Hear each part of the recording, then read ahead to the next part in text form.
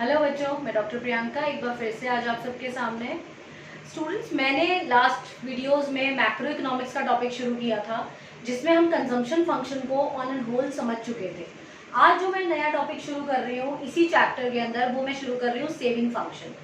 Saving function, और we can call it propensity to save. Saving function का मतलब क्या है? सेविंग फंक्शन का मतलब है it is the relationship between saving and income, which is also known as propensity to save. Propensity to save consumption function से ही related और मिलता जुलता टॉपिक है। सेविंग फंक्शन हमें ये बताता है कि इनकम बढ़ने के साथ साथ एक इंसान की सेविंग किस हिसाब से चेंज होती रहती है over the period of time. Obviously हम सबको ये बात पता है कि टोटल इनकम में से टोटल कंजम्पशन अगर हम माइनस कर दें तो बची हुई इनकम क्या होगी? सेव होगी। तो income minus consumption is equal to saving. तो आज हम वही टॉपिक शुरू करेंगे। The functional relationship between saving and income is known as saving function. Saving is the function of income, this is the functional relationship. और हम इसको function तरीके से ऐसे डिनोट करते हैं, s is equal to function of y। Here s signifies saving, y signifies income, so saving is function of income या saving is equal to income minus consumption. Total income में से अगर आप कंजम्पशन को minus कर दें तो आपकी टोटल सेविंग बनती है। यहाँ पर मैंने देखिए छोटा सा सेविंग का डायग्राम बनाया है जिससे आपको बड़े आराम से समझ आएगा कि सेविंग होती क्या है। ये हमारी एक XY एक्सिस है, इसके ऊपर से आप देखेंगे सेविंग का जो कर्व है वो नीचे से आ रहा है, नेगेटिव से आ रहा है। इसका क्या मतलब है? ये सारी डिस सेविंग्स है एक इंसान की। मैंने आपको बताया था कि जब एक इंसान के पास इनकम नहीं होती तो भी वो कंज्यूम करता है। कहाँ से करेगा? या तो अपनी पिछली सेविंग्स में से निकालेगा या कहीं और से अरेंज करेगा। तो जो पिछली सेविंग्स में से पैसा निकला है वो सारा क्या कहलाता है? Dissavings. इसको हम कहते हैं डिस सेविंग्स। जो सेविंग्स हमारी खराब हो गई या पिछली सेविंग्स में से पैसे निकाल लेना, तो ये सारा हमारा जो पोर्शन है ये डिस सेविंग्स का पोर्शन है। और इतनी कंजम्पशन या माइनस, आप इसको सी बार भी बोल सकते हैं, जो माइनस सेविंग से आएगा। और फिर यहाँ पर आपका ब्रेक इवन पॉइंट आता है जहाँ consumption is equal to saving हो जाता है और ऊपर जाके सेविंग पॉजिटिव हो जाती है क्योंकि इस लेवल पे आप इनकम करना शुरू कर देते हैं। तो बेसिकली सेविंग का कर्व हमेशा इसी तरीके से नेगेटिव टू पॉजिटिव बनता है।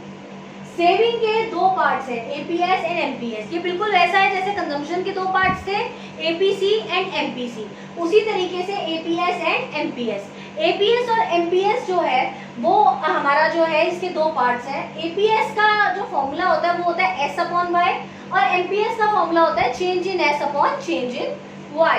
तो बिल्कुल सिमिलर है जैसे कंजम्पशन फंक्शन में एपीएसी और एमपीसी किया था। इसके भी कुछ फंडामेंटल्स हैं जैसे कि APS can never be one और more than one. Obviously saving कभी पूरी इनकम के बराबर तो नहीं हो सकती ना कि आप 100% जो कमा रहे हो सारा का सारा सेव कर दें, और ना ही उससे ऊपर हो सकती है, इलॉजिकल है। इसीलिए सेविंग हमेशा या तो जीरो होगी या 1 से कम होगी, क्योंकि जितना कंज्यूमशन में पैसा चला गया जो बचा हुआ पैसा है वो सारा सेविंग का पैसा है। That is called APS. अब आप बात करेंगे कि एपीएस जो है वो कभी नेगेटिव भी नहीं हो सकता। वो नेगेटिव क्यों नहीं sorry it can be negative, वो हो सकता है negative. APS can be negative क्योंकि हमने यहाँ पर देखा है कि कर्व में ये नेगेटिव भी हो सकता है। तो बेसिकली एपीएस के फंडामेंटल्स हमें क्लियर है कि it can never B 1, it can never be more than 1, it can be 0 और इट कैन बी नेगेटिव। अब हम सेविंग का फॉर्मूला डिराइव देखते हैं कि सेविंग का फॉर्मूला हम कैसे डिराइव कर सकते हैं। सेविंग का फॉर्मूला होता है saving is equal to income minus consumption. ये मैंने आपको यहाँ पर भी बताया है। इनकम में से अगर आप कंजम्पशन को माइनस कर दें तो आपको सेविंग मिल जाएगी। तो अगर मुझे इसके अलावा अगर कोई और फॉर्मूला डिराइव करना है तो मैं कैसे डिराइव करूंगी?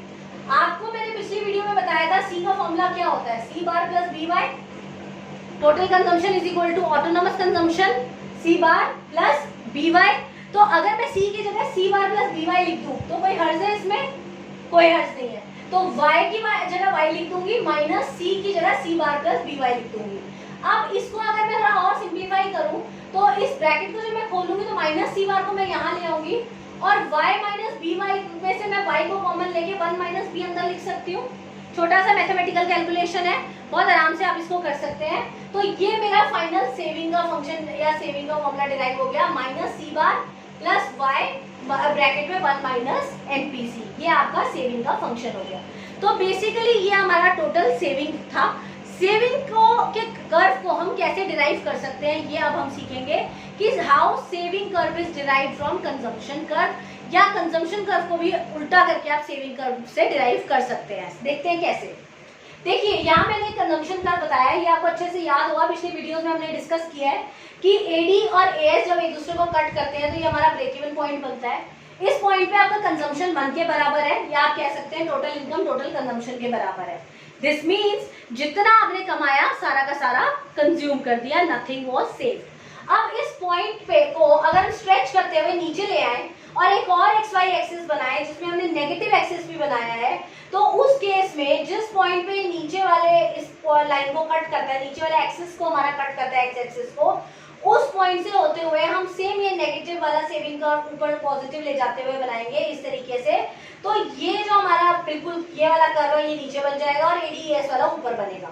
ये सारा वही डिस सेविंग्स हो गई, और ये वाला जो ऊपर वाला हो गया ये पॉजिटिव सेविंग्स हो गई हमारी। This is positive saving, this is negative saving. तो इस पॉइंट पे क्या है, APS is 0, nothing is saved, क्योंकि ऊपर हमने देखा कंजम्पशन इनकम के बराबर है, तो सारा का सारा पैसा हमने क्या कर लिया, कंज्यूम कर लिया। तो जो बचा हुआ जो आपका नीचे जब इस पॉइंट को लाएंगे तो इसका मतलब नथिंग इज सेव्ड, तो this is also known as break even point where nothing is saved, total income is equal to total consumption.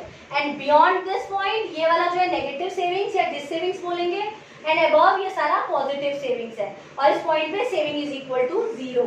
तो बेसिकली ये आपका डेरिवेशन था सेविंग कर्व का कंजम्पशन कर्व से। अगर एग्जाम में आपको क्वेश्चन पूछ लिया जाता है कि how saving curve is derived from consumption curve, तो आपको ये डायग्राम बनाना है, इसके स्टेप्स ऑफ कंस्ट्रक्शन लिखने हैं। लाइक हम पहले छोटी क्लासेस में लिखते थे कि पहले हमने वाई एक्सिस लिया, एक्सिस लिया, एडीएस कर्व बनाए, उनको इंटरसेक्ट किया, उसको खींच के नीचे की तरफ लाए और सेविंग कर्व पे जहां वो कट कर रहा है एक्सिस को उस पॉइंट से सेविंग कर्व बनाएंगे। और अगर यही क्वेश्चन आपको उल्टा आ जाए, ऐसे आ जाए कि derive consumption curve from saving curve, you have to make the same diagram as it is. बस आपको जो अपना लिखने का वे आउट है उसको चेंज करना है, आपको अपने मेथड को चेंज करना है। आपको ये बताना है कि पहले मैंने सेविंग कर्व बनाया है, उस पॉइंट को खींच के मैं ऊपर ले गई हूँ, और जहां पर वो एडी को एएस को काट रहा है वहीं से मैंने एडी कर्व अपना बना दिया। तो ये करना कुछ भी नहीं है, एक पन दो काज वाले काम है कि आपने एक ही डायग्राम बनाना है, मगर एक्सप्लेनेशन लिखने का तरीका अलग होगा। उससे आपका कंजम्पशन कर्व भी सेविंग से डिराइव हो सकता है और सेविंग कर्व भी कंजम्पशन से डिराइव हो सकता है। तो ऑन एंड होल ये स्टोरी थी पूरी कंजम्पशन फंक्शन की, और आप कह सकते हैं प्रोपेंसिटी टू सेव की। तो इसमें हमने सेविंग फंक्शन के बारे में पढ़ा, उसका फॉर्मूला डिराइव किया, उसके फंक्शन के बारे में किया, उसके दो पार्ट्स किए एपीएस एमपीएस, और उसके बाद हमने इसका डेरिवेशन किया। तो बेसिकली ये था आपका पूरा टोटल सेविंग फंक्शन। अगली वीडियो में मैं आप लोगों को इन्वेस्टमेंट फंक्शन के बारे में बताऊंगी, जो अपने आप में एक बहुत इंपॉर्टेंट टॉपिक है। तब तक के लिए यूं ही आप मेरे वीडियोस को लाइक करें और चैनल को सब्सक्राइब करें। Thank you so much.